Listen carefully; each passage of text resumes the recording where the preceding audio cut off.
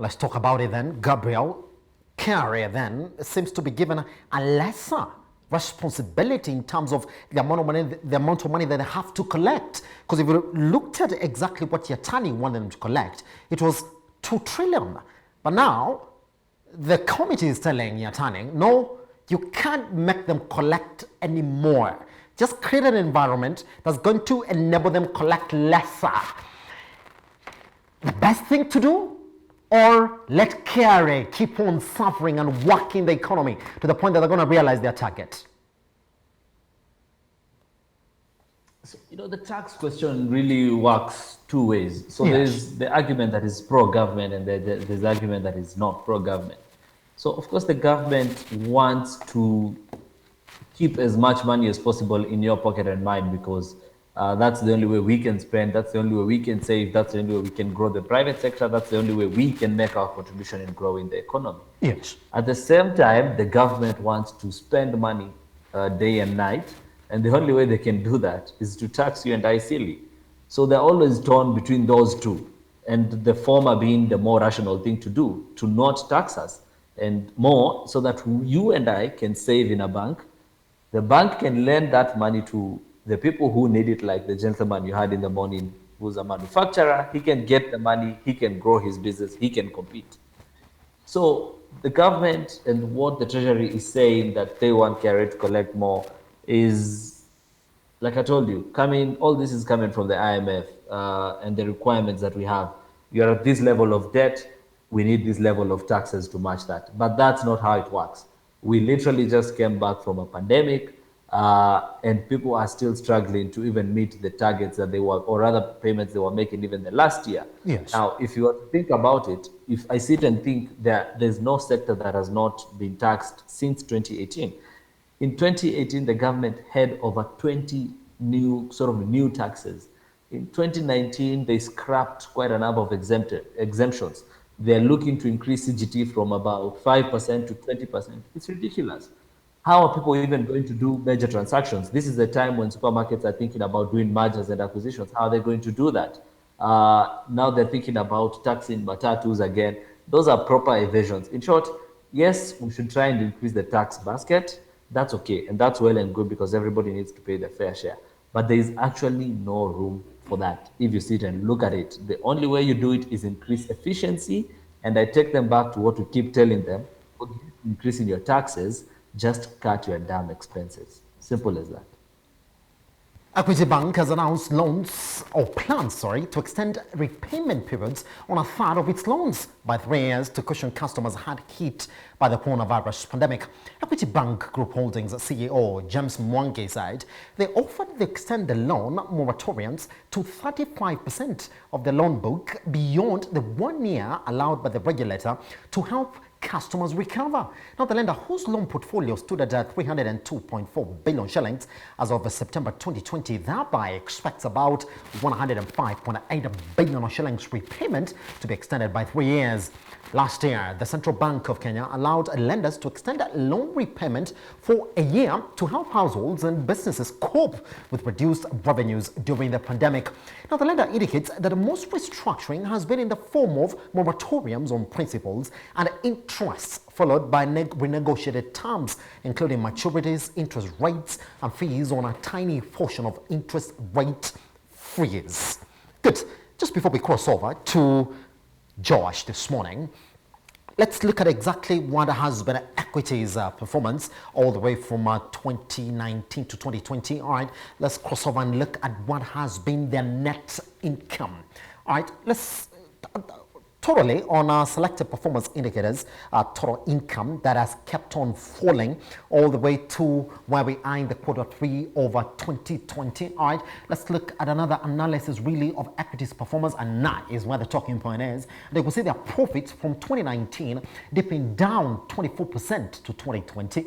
Net funded income also dipping down 3% from 2019 to 2020. All right, let's cross over to what is their net income as well. That is going to show you exactly where they are. June 2019, look at that.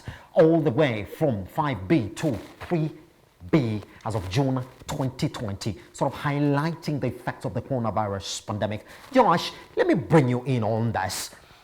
I mean, it was 1 year that was extended by the regulator, is equity saying, let's not forget that the effects of the coronavirus pandemic are still within us, which therefore makes me ask you the question, this economic projection of 6.2% this year that the Treasury is relying on just to sort of budget for 2021, 2022, is it a fallacy? Because if it's 3 years, now it's going to be 4 years now. Is that the correct prediction on when the economy is going to recover out of the coronavirus pandemic? Sorry, do you mind repeating that? I think I lost you for a minute. Yes. Josh, the question is going to be that if you look at where it was, equity conformed to the 1 year moratorium negotiation that was pushed by the regulator in 2020. Starting 2021, they are saying, well, for us, we've extended it for 3 years, which begs the question, this 6.2% growth that Treasury expects the economy to rebound by this year, is it a fallacy? And is equity right to say it's going to take 4 years to recover? Because that's the prediction that they're giving us this morning. I think I'd take the 6.2% projection with a pinch of salt. Yes. Maybe with much more than a pinch. I think what equity has done is be alive to the reality on the ground. Yes. And the reality is that, I mean, what we've suffered now from the COVID pandemic is the primary effects. We're going to have secondary effects. We're going to have tertiary effects. And those effects will be mainly economic in nature.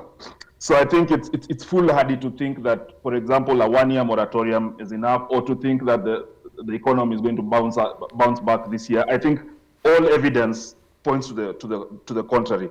Yes. So, Josh, did the regulator, and I'm talking about CBK here, then get it wrong? Should have they said, well, let the banks assess the ability of the different sectors and the different customers to pay and then renegotiate for these moratoriums? Because 1 year looks as if it was not enough. I think what the regulator did is put a baseline, like every bank has to do a year. Yes. And then leave it up to them to figure out whether or not it's important to extend that.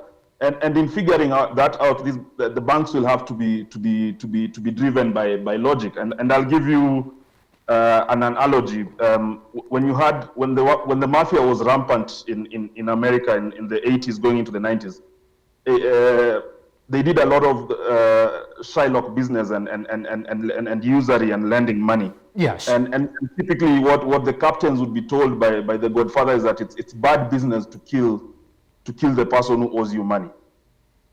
So you push them. I mean, you can hurt them, you can break their knees, but don't kill them, because when they're dead, then you don't get your money back. Yes. And so with the banks, you have customers who are on their knees, they've been pushed, their knees are broken. But as banks, you don't want to kill them off completely, because this is your bread and butter. You need to get that money back somehow. So you're better off getting it later than you expected than not getting it at all. Gabriel, let me bring you in on this as well as we look at the key performance indicators for the banking industry in 2020 as well. I mean, that will be a 4-year moratorium period if you're a customer for Equity Bank. Do you agree that they got it right in terms of prediction on when the economy will rebound in 2021? For them, it has to be in 2024. So I think if you've ever listened or sat with James Mwangi, you'll realize that he's a very different thinker from what you see in the market. Yes. Now, the one thing I'm sure he is doing is that there are sectors, specific sectors that are going to struggle. And what is going to happen is all these companies are going to be wanting to move banks. Because, for example, if ABSA or KCB is not giving you the moratorium you want because it's lapsed and they're saying, pay me today, pay me tomorrow, but you are actually not doing so bad, then you get the option. Now, all these people are going to be calling Equity Bank and saying, what can you actually do for me? I'm not badly off. Can you actually help me?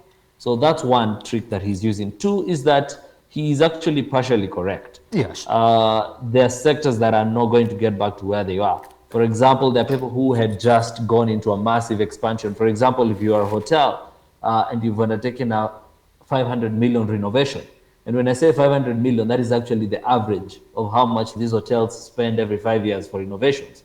So anybody who did that in 2018, 2019 is actually not going to make money from that renovation, yet they actually have to pay that debt. So it does make sense, and they're right in saying that we're not going to see the strong recovery in the private sector. There is GDP growth. That's a totally different number from growth of the private sector, because remember, the expressway that has nothing to do with private sector is going to is going to result in some growth. Yes. A railway line done purely by NYS, no private sector interaction whatsoever, very minimal, is going to be recorded as economic growth. So there, like we keep saying, there is the difference between what the government is driving in terms of GDP growth, and even if they hit their 6.2%, which they will not, that's guaranteed, the same will not be reflective in the private sector. There's still a lot of hurting in the private sector, and I think it's very reasonable from Equity Bank to do that. But what you need to see is Equity Bank gets a lot of development financing from some of the development organizations international.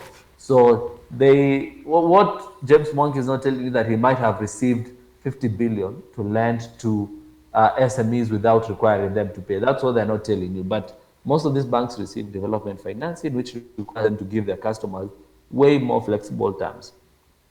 So it's not purely the bank policy or the estimation of growth. There Yes. are several factors in that. Yeah. Pretty much. Josh, Gabriel, thank you very much for taking your time, gentlemen, this morning to speak to us here on the Metropole Television's Business App. Right, and on that note, Thanks. it's a goodbye for today, and happy International Women's Day.